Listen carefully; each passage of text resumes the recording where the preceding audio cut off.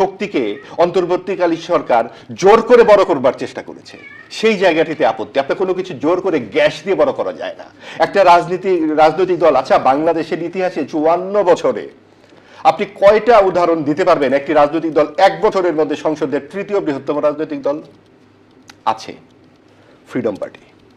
ওকে, এরশাদের আমলের একটি নির্বাচন হয়েছিল, ফ্রিডম পার্টিকে তৈরি করা হয়েছিল এবং তারা এইরকমই একটি আসন নিয়ে, এই কর্নেল ফারুক রশিদ, তারা ছিল বঙ্গবন্ধুর আত্মস্বীকৃত হত্যাকারী, তারা কুড়াল মার্কা প্রতীক নিয়ে সংসদে বসে গেছে। তবে এনসিপি কিন্তু রাজনৈতিক দল হিসেবে পরে আত্মপ্রকাশ করলেও তারা তো রাজনীতির ইতিহাস তো তাদের আছে, ছাত্র রাজনীতি তারা করতো। হ্যাঁ, ইতিহাস তো সকলেরই থাকবে, ফ্রিডম পার্টির ইতিহাস নাই? ফ্রিডম পার্টির তো যে একটা হত্যাকাণ্ডের মাধ্যমে দিয়ে রাজনীতি, তারা কিন্তু উড়ে এসে জুড়ে বসেনি রাজনীতির মধ্যে। আমি বলছি না উড়ে এসে জুড়ে বসছে, আমি কি বলেছি যে এই শব্দটা আমি বলেছি না, আমি বলতে চাচ্ছি আপনি বলেন, আমি একবারও বলতে চাচ্ছি না। আমি বলতে চাচ্ছি যে ধরেন একটা সন্তানের জন্মগ্রহণ করতে হলে 9 মাস লাগে, আপনি 1 মাসে বলবে উড়ে এসে জুড়ে বসবে না, তা হবে না। তাকে সেইভাবে প্রত্যেকটা পর্যায়ে পার হতে হবে। সেই পর্যায়টিকে পার হয়নি তারা। পর্যায়ে পার হলে তো এইরকম কথাবার্তা শুনতাম না, এইরকম আচরণ শুনতাম না একজন নির্বাচিত প্রধানমন্ত্রীর বিরুদ্ধে যেভাবে কথাবার্তা বলা হচ্ছে, এবং এইভাবে রাস্তাঘাটে তাদেরকে মার খেতে দেখতাম না। মানুষ কেন এত অসহনীয়, মানে অসহ্য হয়ে উঠছে? মার খাওয়াটাকে তো তারা আইন শৃঙ্খলার ব্যর্থতা বলছেন। অবশ্যই আমিও বলছি আমার অপছন্দ হবে একজনের বক্তব্যটা। আমি একটু আমার বক্তব্যটা শেষ করি, পরে আমাকে প্রশ্ন করে। আমি যেই জায়গাটাতে ছিলাম যে অন্তর্বর্তীকালীন সরকার, তার যে পৃষ্ঠপোষকতায় তাদের যে একটা রাজনৈতিক এজেন্ডা ছিল, এই দেশে অনির্বাচিত কি একটা সরকার থাকবে, তারা যেহেতু থাকতে পারে নাই, তাদেরই লেসপেন্সারদেরকে রেখে গেছে, তাদের লেসপেন্সার এনসিপি। এবং যেহেতু এনসিপি খুবই একটা ছোট রাজনৈতিক দল, সত্যপ্রসূত, তাদেরকে প্রশ্রয় দিয়ে বা আশ্রয় দিয়ে জামাত তাদের ফায়দাটা লুটে ফেলতে চেয়েছে। এই হচ্ছে সমীকরণ। জুলাইটাকে যদি জুলাইয়ের মতো করে সামনের দিকে এগিয়ে যেতে দিতেন, আপনি সেখানে কাউকেই আপনি সরকারের পৃষ্ঠপোষকতা দরকার ছিল না। এনসিপির যে গৌরবজনক ভূমিকা ছিল, এনসিপির বলতে আমি বুঝাচ্ছি এনসিপির ভিতরের যে ছেলেমেয়েরা আছে, তারা তো সকলেই অংশগ্রহণ করেছিল। তাদের আজকে না হোক 5 বছর পরে তো তারা ঠিকই রাজনীতিতে দাঁড়াবে। তো সেই ক্ষেত্রে তারা তো তাদের স্ট্রাগলটা বুঝতে পারতো। সবকিছুর জন্য একটা স্ট্রাগল লাগে। আপনি পরীক্ষায় 90 পাবেন, আপনার 3 মাস পড়তে হবে না? নাকি আপনার ওই যে আমি যদি শিক্ষক পরীক্ষায় প্রশ্ন দেখিয়ে দেয়, তাহলে তো সে 1 রাত পরেই 90 পেয়ে যাবে। এই 1 রাত পরিয়ে 90 পাওয়ার দল হচ্ছে এনসিপি। এবং সেই কারণে যে এই পরিস্থিতিটা তৈরি হয়েছে, আজকে দেখা যাচ্ছে যে জাজমেন্টাল হয়ে যাচ্ছে সবকিছু, অর্থাৎ মব সন্ত্রাস, যেটা অন্তর্বর্তীকালীন সরকার। তবে এনসিপি কি বলে জানেন তো, যে বিএনপি যেটা 17 বছর চেষ্টা করেও পারেনি, তারা সেটা অনেক কম সময় পেরেছে। ঠিক আছে, সেটা এনসিপি ব্যাখ্যা দিতে পারবে। আমরা যেটা ব্যাখ্যা দিচ্ছি সেটা হচ্ছে যে ঘটনাটি ঘটে একটা কোটা বিরোধী আন্দোলন নিয়ে, এবং এই কোটা বিরোধী আন্দোলন এর আগেও হয়েছে 18 সালে, এবং এইখানে 17 বছরের নিপীড়ন, নির্যাতন, জুলুম সবকিছু গিয়ে এই জুলাইয়ের এই ছাত্র অভ্যুত্থানের সাথে মিলেছে। সব মানুষ, সেখানে কি ছাত্রদল ছিল না? সেখানে কি বামপন্থীরা ছিল না? বামপন্থী না থাকলে গান কে গিয়েছে, জন্ম আমার ধন্য হলো, এই মোমবাতির লক্ষ লক্ষ মানুষের হাতে মোমবাতির এই চিন্তা এসেছে কোথা থেকে? এই সমস্ত কিছু তো বামপন্থীদের মাথা থেকে এসেছে। বামপন্থীরা আছে কোথায় রাজনীতিতে? এইটাই সরিয়ে দিয়েছে অন্তর্বর্তীকালীন সরকার। অর্থাৎ আদর্শবাদী নৈতিকতা ভিত্তিক রাজনীতি যেন না থাকে সমাজে। এনসিপির যে আদর্শ, তারা তাদের আদর্শ সামনে নিয়ে আসবে অবশ্যই। এনসিপির রাজনীতি করার 100% অধিকার আছে, আমি তো সেটা অস্বীকার করছি না। আমাকে একটু শেষ করতে দেন দুলাই। আমি যেই জায়গাটাতে সমস্যাটা হচ্ছে, সেখানে হচ্ছে যে আপনি সরকারি পৃষ্ঠপোষকতার কারণে যে এই প্রশ্নটা আপনি করেছিলেন, ওখানে আমি আসতেই পারি নাই, যে জুলাই সনদ এক ধরনের প্রতারণা, এবং সেই প্রতারণার কারণে বিএনপি এখন সেটা মানতে পারছে না। আমরা এই ব্যাপারে আবারও শুনবো, আমরা শিশিরের কাছ থেকে আগে শুনে আসি। এমন অভিযোগ আমরা অনেক শুনেছি যে এনসিপির নেতাদের লাইফস্টাইলে পরিবর্তন চলে এসেছে, তারা আগে যেমন ছিলেন 1 বছর পরে সবকিছু পরিবর্তিত হয়ে গেছে। তো সেই জায়গাটায় আসলে আপনারা কি আসলে একদিনে বড়লোক হয়ে গিয়েছেন, এরকম কিছু? রাজনীতিতে দেখেন, আমি আপনাকে বলি, কার প্রাড়ু গাড়ি আছে তাকে স্পেসিফিকভাবে জিজ্ঞাসা করা হোক। দেশের দুদক আছে, আইন আছে, আদালত আছে। কেউ যদি অবৈধভাবে অর্থ উপার্জন করে থাকে, তাহলে তো বিএনপি ক্ষমতায় বা তারাই ক্ষমতায়, তো তারা আমাদেরকে অ্যাকাউন্টেবল করুক। তো তোমরা এই জায়গায় করাপশন করেছো, আমরা আমাদের যদি করাপশন দেয়, আমরা অভিযুক্ত হই, আদালত দ্বারা প্রমাণিত হই, আমরা এই শাস্তি মাথা পেতে নিব। কিন্তু আমাদের ক্যারেক্টার অ্যাসোসিয়েশনের জন্য এই ধরনের বায়বীয় অভিযোগ, এগুলো কিন্তু হচ্ছে মানুষ, জনগণ নেয় না। প্রথম তারা বাংলাদেশে কি মানে আওয়াজটা তুললো, জামাত বাংলাদেশে 2%, 3% ভোট আছে, এনসিপি ওদের সাথে গিয়ে ওরা কি ভোট পাবে? একটা সিটও পাবে না। তো নির্বাচনে তো জনগণ রায় দিয়ে দিল। যদি আরো ভালো একটা ফেয়ার ইলেকশন করা যেত, তাহলে তো মানে আমরা দেখা দিতাম আমাদের কতটুকু সক্ষমতা আছে, জনগণ আমাদের কত ভালোবাসে। আজকে এনসিপি কে বলা হচ্ছে ফ্রিডম পার্টি। এনসিপি নেতারা যেখানে যায় সেখানে জনসমুদ্র তৈরি হয়। সিলেটে গোয়েনঘাটে হামলা দিয়েছে, লক্ষ জনতার সমাবেশ হয়েছে। আমরা এতটুকু প্রত্যাশা করি না। যখন হামলাটা দিয়েছে জনগণ পঙ্গপালের মতো আমাদের সমাবেশে যোগ দিচ্ছে। অপেক্ষা করেন, ইনশাআল্লাহ এনসিপি বাংলাদেশের মানুষকে বেটার বাংলাদেশ উপহার দিবে এবং ক্ষমতা গিয়ে দিবে এবং সুশাসনের মাধ্যমে দিবে, নিপীড়নের মাধ্যমে না। তারপরে বলা হলো কি এনসিপি গঠন প্রক্রিয়া নিয়ে, এনসিপি হচ্ছে আচ্ছা আমার বলেন তো ইন্টারিম যখন ক্ষমতায় ছিল বাংলাদেশের বামপন্থীরা দেশের মানে ইউজিসি চেয়ারম্যান হয় নাই, বিশ্ববিদ্যালয় বিসি হয় নাই, একই সাথে বাউলদের আমি এটা রাষ্ট্রীয় পদ কিনা, শুধু এনসিপি দুজন, মাত্র দুজন দুটো রাষ্ট্রীয় পদ গ্রহণ করছে, পুরো সরকার এনসিপির হয়ে যায়। অথচ এরকম বামপন্থীরা এখনো ক্ষমতায় আছে বিএনপির সাথে।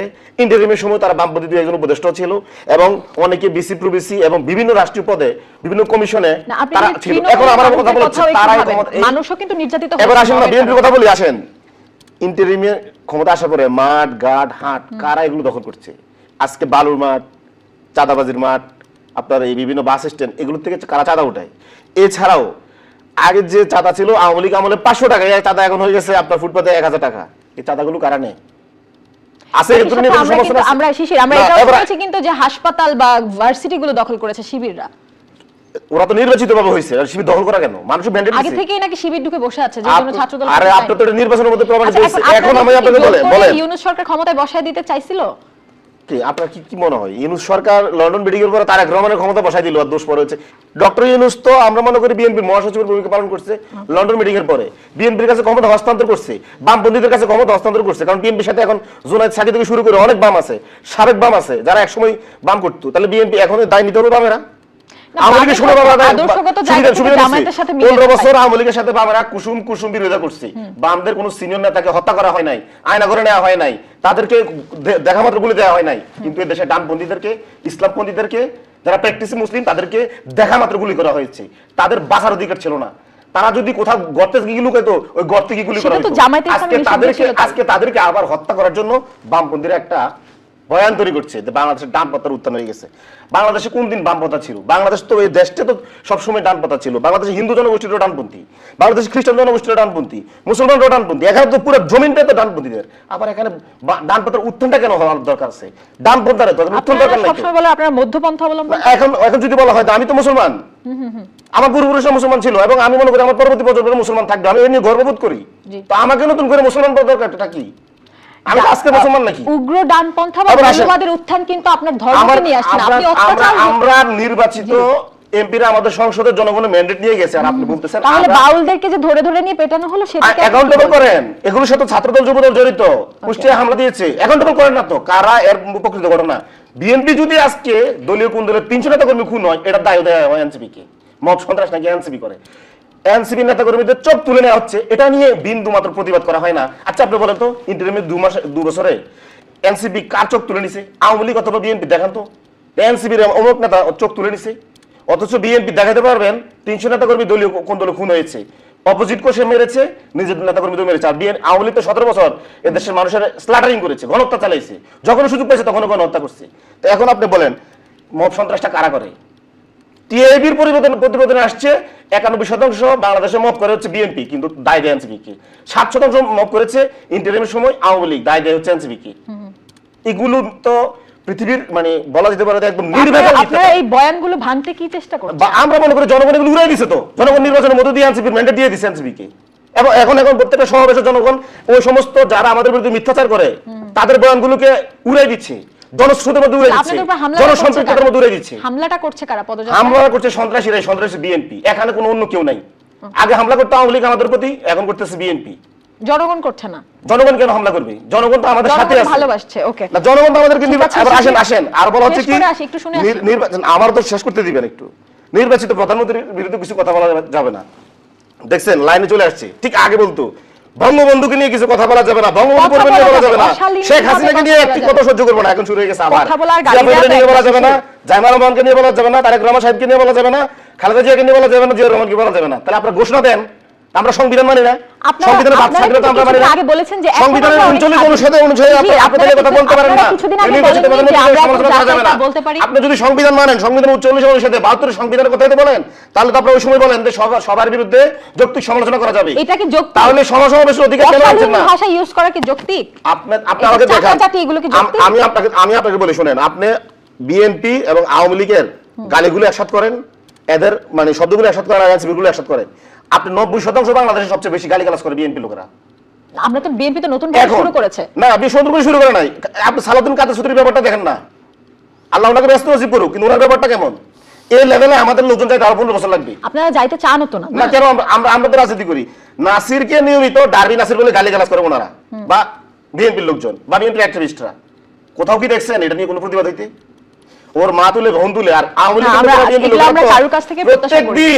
প্রত্যেক দিন আমাদের মানে টাইমলাইনে এসে যেভাবে ভোট বাহিনী দিয়ে মা তুলে বোন তুলে গালিগালাজ করে, এর 10 ভাগও তো এনসিপি নেতারা করে। আমার দর্শক কনফিউজ হয়ে যাবে, ভোট বাহিনী আসলে কার? ভোট বাহিনী কার? ভোট বাহিনী যারা ক্ষমতা থাকে তারা। আগে আওয়ামী লীগের সাইবার ইউনিট ছিল, এখন বেঙ্গালুরু থেকে এটা চালায়, দিল্লি থেকে আওয়ামী লীগের এখন সাইবার ইউনিট চালায়। এটার সাথে বিএনপিটা এলাই করেছে। বিএনপি ভোট বাহিনী মানে তাদের সাইবার ব্রিগেড আছে। জি, আবার আসবো। মাহবুব আজিজ, আপনি কি তাহলে এখন কুসুম কুসুম বিরোধিতা করছেন বিএনপির?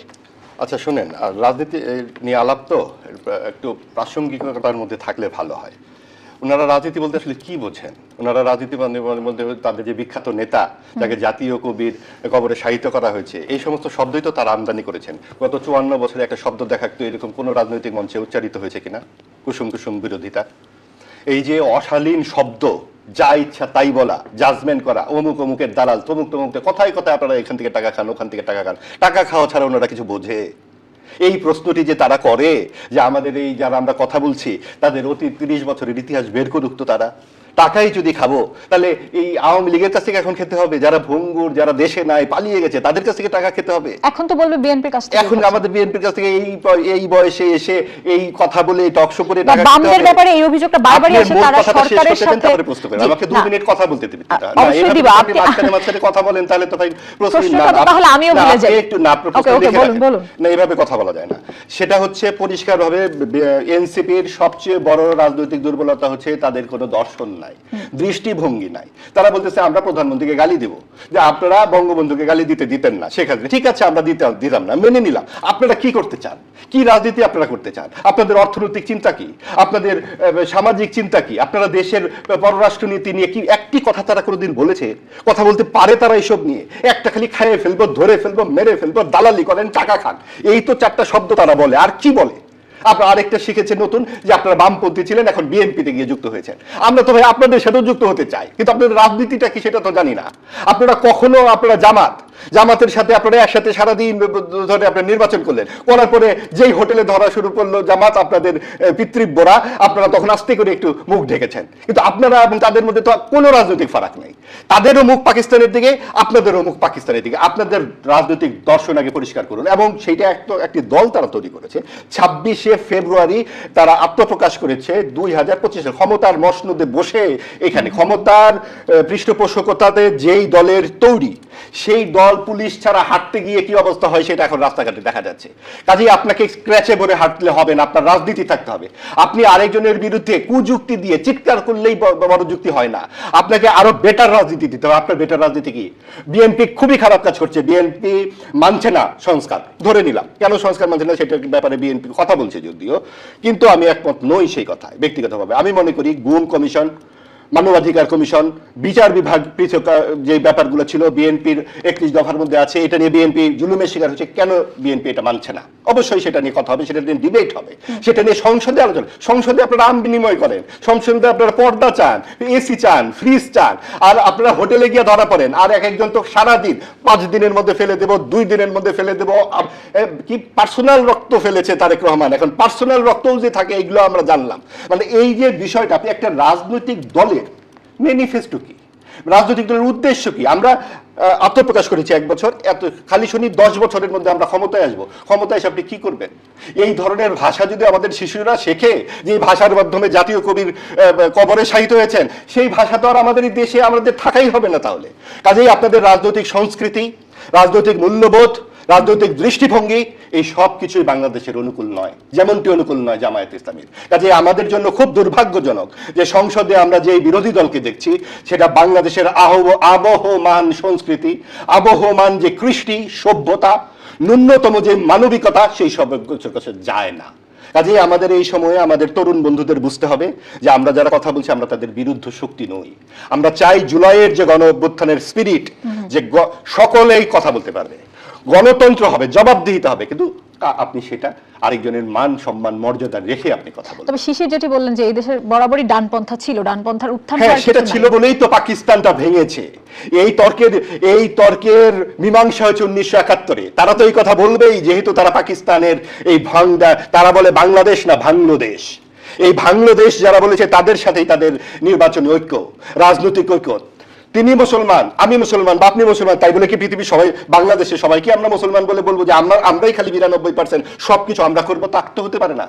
যেই ধর্মের একজন মাত্র সদস্য তার সমান মর্যাদা অধিকার এই রাষ্ট্রের থাকবে, সেইটা যদি বলি তাহলে আমাদের ধর্ম নিরপেক্ষতার পক্ষে কথা বলতে হবে। সেটা কি তারা বলে? সেটা তারা বলে না। তারা বলে আমরা সাম্য, ঠিক আছে সাম্য কিভাবে হয়? যখন বলে আমি মুসলমান, আমরা এটা করব, আমরা বেশি তখন কি হয়? কাজেই আপনি যখন এই মাজার পুড়িয়ে ফেলবেন, এখানে এমন ঘটনা ঘটেছে অন্তর্বর্তীকালীন সরকারের সময়, পীরকে কবর থেকে তুলে পুড়িয়ে, মনে আছে না গাজীপুরের ঘটনাগুলো? তখন অন্তর্বর্তীকালীন সরকারের সময় তো তারা ক্ষমতায় ছিলেন, কি করেছেন? গণমাধ্যমে হামলা, উদীচিতে হামলা, ছায়ানটে হামলা, এই সময় কি করেছেন তারা? এবং এই আজকে যতই তারা অস্বীকার করুক না কেন, এইখানে 50%-এর বেশি অন্তর্বর্তীকালীন সরকারের এই ডানপন্থীর ভূমিকা ছিল। আজকে ঢাকা বিশ্ববিদ্যালয়ের দুজন উপদেষ্টা হয় কি করে? ঢাকা বিশ্ববিদ্যালয়ে কজন ছাত্রছাত্রী গণঅভ্যুত্থানে মারা গেছে? পুরো আন্দোলন তো নিয়ন্ত্রণ করেছে বেসরকারি বিশ্ববিদ্যালয়ের ছাত্রছাত্রী এবং মাদ্রাসার ছাত্রছাত্রীরা। তাদের কোনো প্রতিনিধি নাই কেন সরকারে? কারণ তারা হালুয়া রুটিটা খেতে চায় নাই, তারা আদর্শের জন্য রাজপথে ছিল। এই যারা আদর্শের জন্য রাজপথে থাকে তারা সবসময় পেছনে সারিতে চলে যায়, আর যারা আদর্শ বাদ দিয়ে নিজেদের মধুটা যায় তখনই তারা প্রাডো গাড়িতে চলে। এবং এক বছরে কোন অলৌকিক উপায়ে প্রাডো গাড়ির মালিক হওয়া যায় সেটা তারা এখন দুদক দেখায়, এবং সেই দুদক যখন তাদের ধরতে চায় তখন তারা নানান রকম বাহানা করে। এবং এইটাই তো আমরা রাষ্ট্রের কাছে চাই। আপনি এই গত 1.5 বছরে একটি বার শুনেছেন এই এনসিপির মুখে যে অন্তর্বর্তীকালীন সরকারের একটা শ্বেতপত্র প্রকাশিত হোক? শুনেছেন একবারে? 900 শিশু মারা গেছে হামে, একবার শুনেছেন এই এনসিপির নেতাদের মুখে যে আমরা অন্তর্বর্তীকালীন সরকারের দায়িত্বশীলদের বিচারের মুখোমুখি করতে চাই? একবার শুনেছেন? কিভাবে শুনবেন? তারাই তো অন্তর্বর্তীকালীন সরকার, তারা কিচ্ছু জানে না, হামের টিকা দেওয়া বন্ধ করে দিয়েছে। কাজেই এই জায়গাগুলো যখন আজকে একটা যে লেখাপড়া জানে না, যে সভ্যতা ইতিহাস দর্শন জানে না, তারা যখন আমাদেরকে আইন শেখাতে আসবে তখন দেশের অভিমুখ কি হবে সেটা আমরা গত 2 বছরে টের পেয়েছি। বিএনপি যদি 2/3 আসনে এখানে না নির্বাচিত হয়ে আসতো তাহলে জাতির দুর্ভাগ্যের শেষ থাকতো না। এই যে আপনার উচ্চ কক্ষের কথা বলা হচ্ছিল, কেন জানেন? এনসিপি জামাত তো জানি আমরা 3-6% ভোট এই পৃষ্ঠপোষকদের ধাক্কাধাক্কিতে কত আর পাবো? ফার্স্ট বার হইতে পারবো না, আর আওয়ামী লীগ যেহেতু নাই সেকেন্ড তো হবই। তাহলে আমরা একটু আনুপাতিক হারে উচ্চ কক্ষের 100 আসনে যদি চলে যেতে পারি তাহলে তো সব মিলিয়ে আমি আপনাকে জিজ্ঞেস করছিলাম যে এই ব্যাপারগুলো কিভাবে যুক্ত হয়েছিল জুলাই সনদে? এই ব্যাপারগুলো তো পরিষ্কার ছিল। এইটা অন্তর্বর্তীকালীন সরকার যত বেশি সময় দিতে পারে তত এনসিপি দাঁড়াইতে পারে, রাজনীতির মাঠে তারা দাঁড়াইতে পারে, এবং জামাতও তারা দাঁড়াতে পারে। এবং এই যে সময় ক্ষেপণের একটা বিষয় ছিল অন্তর্বর্তীকালীন সরকারের মধ্যে। এবং তখন কিন্তু আপনি সালাউদ্দিন আহমেদ সম্প্রতি সংসদে বলেছেন যে আমরা তখন সবকিছুতে হ্যাঁ বলেছি, কারণ নইলে তো আমাদের নির্বাচনই দেয় না। অন্তর্বর্তী সরকার এটাও কি নৈতিকভাবে ঠিক? অবশ্যই ঠিক। আপনি যখন আমার সাথে প্রতারণা করবেন, আপনি একটা ছুরি নিয়ে এখানে বসে আছেন, আমি তখন তো বুঝবো যে না আপনি কলম নিয়ে বসে আছেন বলে আমি আত্মরক্ষার ব্যবস্থা করব। কারণ ছুরির বিরুদ্ধে কলম নিয়ে আমি যুদ্ধ করতে পারবো না আপাতত। আপনি প্রতারণার বিরুদ্ধে আপনাকে কৌশল করতে হবে, এটা প্রতারণা নয়। আপনি আমার কথাটা শেষ করতে দেন ভাই। আপনি একটা গণভোট করছেন 4টি প্রশ্ন, সেই 4টি প্রশ্ন আপনি আলোচনা করেন নাই, আপনি দিয়ে ফেলেছেন প্রশ্নপত্রে। আপনি এটা কার সাথে প্রতারণা? পুরো জাতির সাথে আপনি প্রতারণা করেছেন। আপনি 11টা নোট অফ ডিসেন্ট দিয়েছে বিএনপি, আপনি সেই ডিসেন্টের উপরে ভোট দিতেন। এবং বিএনপি যেই 11টি ডিসেন্ট দিয়েছে, নোট অফ ডিসেন্ট দিয়েছে, সেটা ছাড়া তো তারা সবকিছু মানতে রাজি আছে। তাহলে এই 4টি ভোট কেন 4টি প্রশ্ন? এটি কিন্তু আসল শুভঙ্করের ফাঁকে। ওখানে কিন্তু উচ্চ কক্ষের কথা আছে। ওই উচ্চ কক্ষে 100 জন মনোনীত হবে আনুপাতিক হারে, অর্থাৎ আমরাও মামুরা আরো বসতে পারবে। যেই মামুরা এখন বাইরে আছেন সেই মামুদেরকে বসানোর ফিরিস্তি হলো উচ্চ কক্ষ। এবার আমি একটু বলি, এই যে উচ্চ কক্ষের যে ব্যাপারটা সেটাতেও তো জনগণ রায় দিয়েছে। এখন আপনি বলছেন বারবার জনগণ তো গণভোটে রায় দিয়েছে। কোন জায়গায় বলেন তো একটু? গণভোটে তো এই ব্যাপারগুলো আসেনি। আমার নোট অফ ডিসেন্ট গুলো যেহেতু গণভোটে আসেনি, নোট অফ ডিসেন্ট ছাড়াই তো জনগণ গণভোটের পক্ষে রায় দিয়েছে, তাই তো? এখন আপনি বলছেন যে কৌশল অবলম্বন করে নির্বাচন করেছে, কিন্তু সেটি কি আসলে জনগণের সাথে প্রতারণা নয়? জনগণের সাথে আগে প্রতারণা যদি হয় সরকারের, তখন আর কি করা যাবে? জনগণের যে ব্যাপারটা দাঁড়াচ্ছে, 1 নম্বর কথা শুনেন, হ্যাঁ ভোট যেটা হয়েছে, সরকার যখন নিজেই হ্যাঁ ভোটের বিষয়ে কোটি কোটি টাকা বিনিয়োগ করেছে, একে তাকে দিয়ে 2 কোটি 3 কোটি টাকা দিয়ে হ্যাঁ ভোট, তার মানে কি সরকার চাইতে হ্যাঁটা জিতুক। তো সেই কারণে, এবং আপনি দেখুন যে 4টা প্রশ্নই তারা নিজেদের মতো করে বসিয়ে দিয়েছে। তার আগে তাহলে এই 9 মাস কেন আলোচনা করলো? অর্থাৎ সবচেয়ে বড় প্রতারণা করেছে সরকার। আর গণভোটে আপনার 6 কোটি লোক ভোট দিয়েছে নাকি? কত কোটি লোক? 70% না?